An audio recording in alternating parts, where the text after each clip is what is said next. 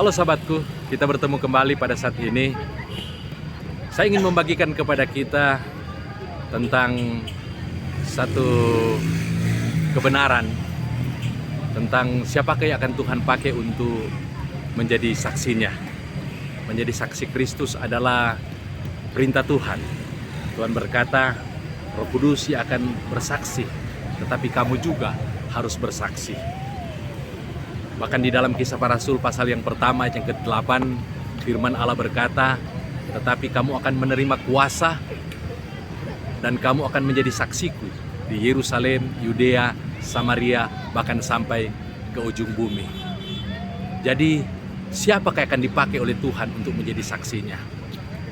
Mungkin ada yang berpikir bahwa pendeta yang harus melakukannya, atau mereka yang telah menempuh pendidikan teologi 1 tahun, kemudian 3 tahun, atau sarjana, atau S2, atau S3, atau dia seorang yang sudah berpengalaman. Itu akan dipakai oleh Tuhan untuk bersaksi. Sementara kalau kita tidak pernah sekolah Alkitab, tidak punya titel sarjana, kita tidak bisa dipakai oleh Tuhan. Ini satu pandangan atau pendapat yang harus diluruskan. Karena kalau kita melihat di dalam Alkitab, yang Tuhan pakai untuk bersaksi, salah satu adalah seorang asisten rumah tangga, Naaman. Ya, ketika Naaman sakit kusta, tidak ada pertolongan lagi untuk dia. Mungkin sudah banyak orang yang memberikan nasihat kepada dia, sudah banyak dokter yang berusaha menyembuhkan dia, tetapi dia tidak kunjung sembuh. Tetapi anak muda ini berkata kepada majikannya, kalau tuanku pergi kepada nabi yang ada di Israel, dia akan sembuh. Dan kita tahu peristiwanya, akhirnya Naaman disembuhkan dari sakit kustanya. Artinya Tuhan tidak memakai orang yang besar, yang punya titel, tapi dia memakai seorang hamba perempuan. Demikian juga kalau kita melihat dalam Kisah Para Rasul, Tuhan memakai Filipus, bahkan menjadikan dia saksi Kristus untuk menuntun yang namanya Sida-Sida dari Ethiopia. Dan akhirnya dia juga menjadi seorang penginjil. Jemaat-jemaat juga di gereja mula-mula itu dipakai oleh Tuhan. Di mana di dalam Kisah Para Rasul pasal yang keempat, setelah mereka berdoa, goyanglah tempat di mana mereka berdoa, mereka dipenuhi oleh Roh Kudus dan mereka berani memberitakan Injil.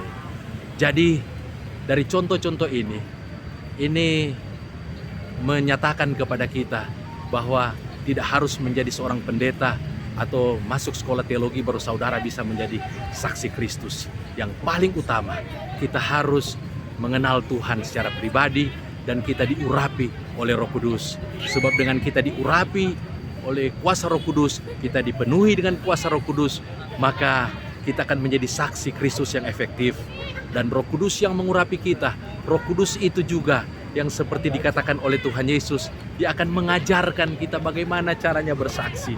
Dia akan mengingatkan kita perkataan-perkataan Yesus yang tentu telah kita baca, yang kita telah dengar. Itu akan diingatkan oleh Roh Kudus untuk kita bersaksi, menceritakan kebaikan Tuhan kepada orang-orang yang belum mengenal Tuhan.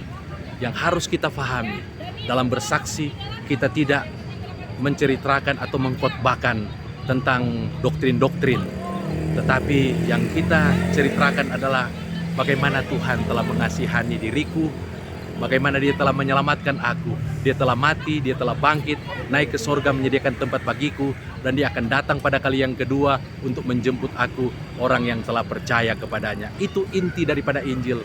Mudah kan? Bukan hal-hal doktrin, tetapi tentang kehidupan, kematian, kebangkitan Tuhan Yesus Kristus, dan apa yang Tuhan telah lakukan dalam kehidupan saudara.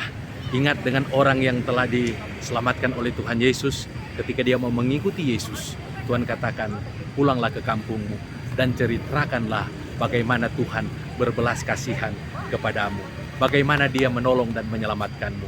Itulah kesaksian kita. Ceritakan kepada orang lain bagaimana Tuhan telah berbelas kasihan kepada kita, dan ceritakan kepada Tuhan apa yang telah dia perbuat dalam kehidupan saya dan saudara. Yesus kiranya memberkati kita yang mendengarkan renungan ini. Sampai ketemu kembali, selamat bersaksi. Jadi saksi Kristus yang berani.